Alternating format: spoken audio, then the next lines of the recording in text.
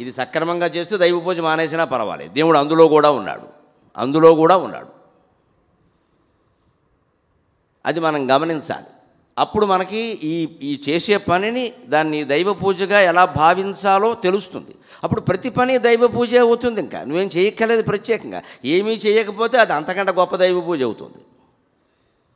బాధ్యతలు అయిపోయి ఇంకేం చేస్తావు? అనవసరంగా పూసుకోకుండా 70 ఏళ్ళు వచ్చే తోచట్లేదు ఏమిటో అనేదో సంస్థ పెట్టకుండా, తోచకపోవడం ఏంటి? తోచడం అనేది ఎక్కడా మనస్సులో, ఆ మనస్సును ఆపేస్తే అయిపోయా. తోచకపోవడం ఉండదు, తోచేది ఉండదు.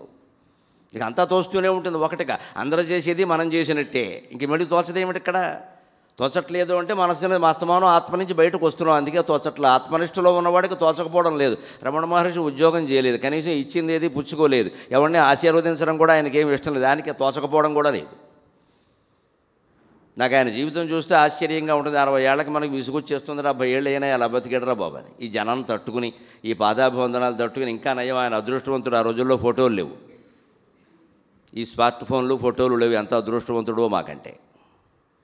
ప్రతి వాళ్ళు కలుస్తాం, అందరూ వచ్చి కలిస్తే మేము చెడిపోతామమ్మా, నన్ను మన్నించండి, మేము చెడిపోతాం. కలవకూడదు. ఈ మాటలు వినాలి, ఆచరించాలంతే. కలవాల్సిన పనేం లేదు. అంత పని ఉంటే అది వేరే విషయం, దాని మార్గాలు వేరే ఉంటాయి. ఊరికే దర్శనం కోసం రావడం, ఆ పిల్ల పెళ్ళండి ఆశీర్వదించండి, నాకు అనవసరమైన విషయం అది.